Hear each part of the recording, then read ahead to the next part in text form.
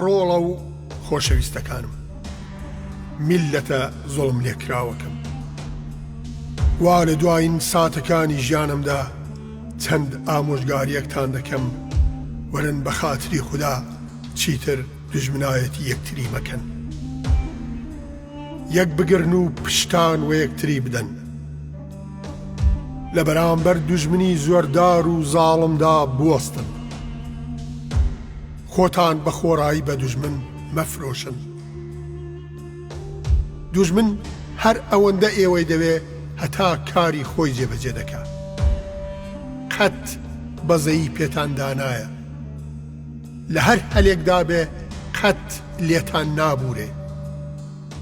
دوژمنانی گەلی کورد زۆرن، زاڵمن، زۆردارن، بێبەزەین، ڕەمزی سەرکەوتنی هەر گەل و نەتەوەیەک یەکگرتن و یەکبوونە، پشتگیری تەواوی میلەتە، هەر میلەتێک یەکێتی و تەبایی نەبێ هەردەم ژێردەستی دوژمنان دەبێ.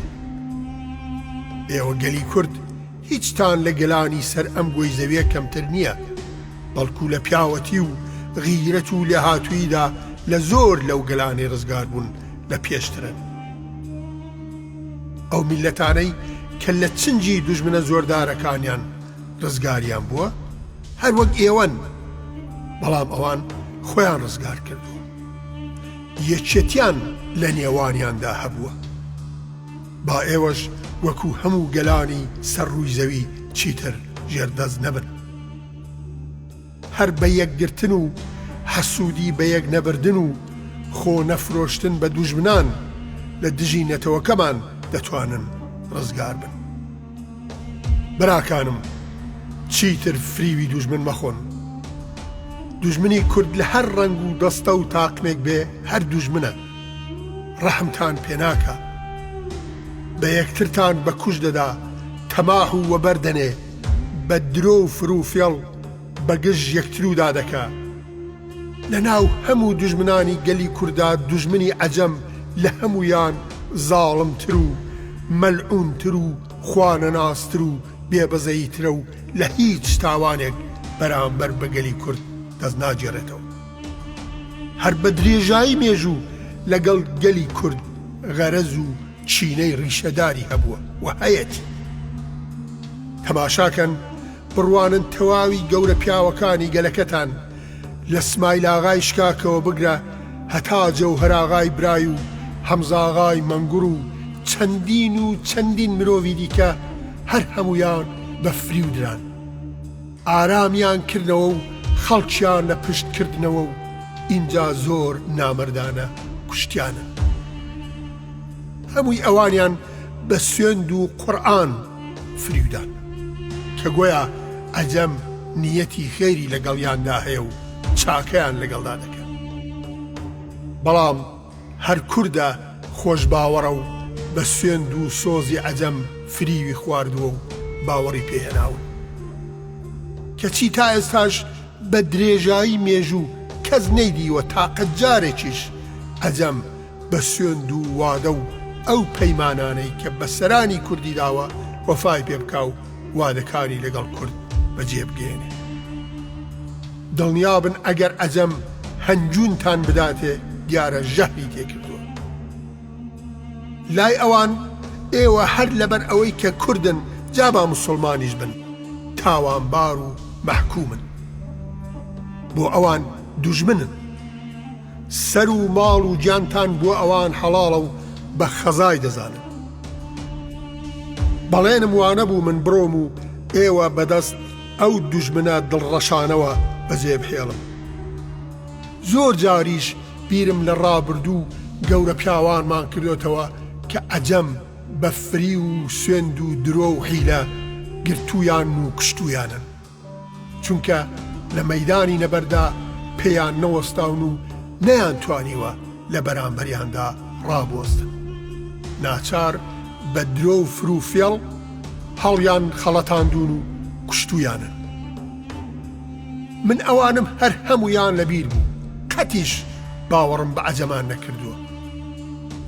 بەڵام ئەجەم لە پێش گەڕانەوەیان بۆ ئێرە چەندین جار وەڵام و ڕاستپاردەیان بە نامە و بەناردنی کەسی ناوداری کورد و فارس بەدانانی بەڵێن و پەیمانی یەکجار زۆر و بۆرەوە کە دەوڵەتی ئەجەم وە شا خۆی نیەتی خێریان هەیە و ئامادەنین تەنانەت دڵۆپێک خوێن لە کوردستان بڕژێ.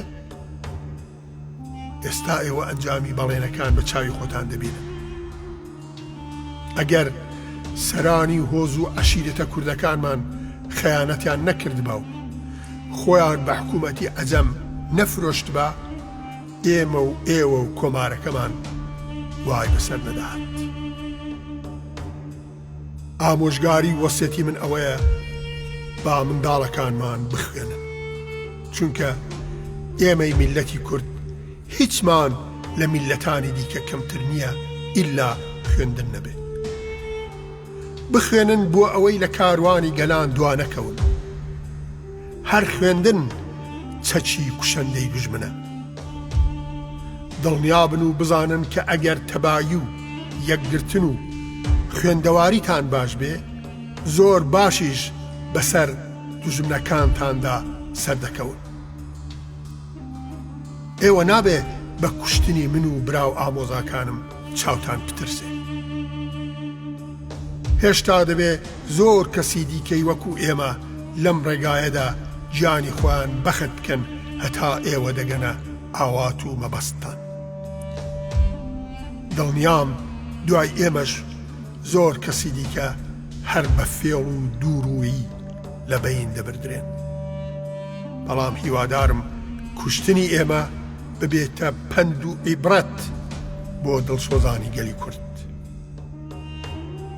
خۆشەویستەکانم، کوردستان ماڵی هەموو کوردێکە. هەر وەکو لەو ماڵەدا ئەندامانی ئەو ماڵە هەر کەس لە هەر جۆرە کار و کردەوەیەکدا کە دەیزانێ ئەو کارەی پێدەست پێردرێ و ئیتر کەس مافی چاوچنوچی بۆ نییە، کوردستانیش ئەو ماڵەیە. ئەگەر زانیتان کەسێک لە ئەندامانی ئەو ماڵە کارێکی لەدەست دێت، لێی بگەڕێن بابیکە. ئیتر نابێ بەرد بخەنە سەرڕێی. نابێ بەوە دڵگیر بن کە کەسێک لە ئێوە بەرپرسایەتیەکی گەورەی بەدەستەوەیە. خەیانەت بە یەکتری مەکەن، نە خەیانەتی سیاسی و نەجیانی و نەماڵی و ناموسی، چونکە خیانەتکار لای خوددا و مرۆڤ سووک و تاوانبارە. خەیانەت بەڕووی خیانەتکاراندا دەگەڕێتەوە. ئەگەر یەکێک لە ئێوە توانی کارەکانی ئێوە بەبێ خەیانەتکردن ئەنجام بدا، هاوکاری بکەن. ماڵی دنیا هیچ نییە. ئەگەر وڵات و هەبێ، سەربەستی و هەبێ، ماڵ و خاک و نیشتمانەکەتان ئی خۆتان بێ، ئەو کاتە هەموو شتێکتان هەیە، هەم ماڵ، هەم سەروەت، هەم دەوڵەت و ئابڕوو و نیشتمانیشتان دەبێ. من پێم وانییە حەقی خوددا نەبێ حەقی دیکەم لەسەر بێ، بەڵام ئەگەر کەسێک لای وابوو لە کەم تا زۆر شتێکی لای منە، با بچێ لە واریسەکانم داوا بکە و وەری بگرێتەوە. تا ئێوە یەک نەگرن سەر ناکەون. زوڵم و زۆر لە یەکتری مەکەن، چونکە خوددا زۆر زوو زاڵم لە بەین دەبا و نابودی دەکا. ئەوە بەڵێنی خودداوەندە بێکەم و زیاد. زاڵم دەڕوخێ و نابود دەبێ. خوددا تۆڵەی زوڵمی لێ دەکاتەوە. هیوادارم ئەوانە لەگوێ بگرن و خوددا سەرکەوتوتان بکە. خزمەتگوزاری گەل و نیشتمان، قازی محەممەد، کۆماری کوردستان. ئەواتی ڕۆژ هەڵاتم بوو ژانەوەی ڕێی شەهیدانە، خەباتێکی گەرم و گۆڕ بۆ گەلی کوردوا لە مەیدانە. وەرن با دەستی یەک بگرین، ڕۆژی ئاشتی جەژن بگرین، ڕۆژ هەڵات چاوی لێمانە، کوردستان چاو لە ڕێمانە. بە یەکگرتن نەبێ دوژمن بۆ ئێمە سەرنەوی ناکات، بە هاودەنگی نەبێ دژمن بۆیە مە دەنگ نەوینەکە بە یەک ڕیزی نەبێ دژمن بۆیە مە مل نەوینەکە بە هەو فکری نەبێ دژمن بۆیە مە چۆک نەوینەکە وەرن با دەستی یەک بگرین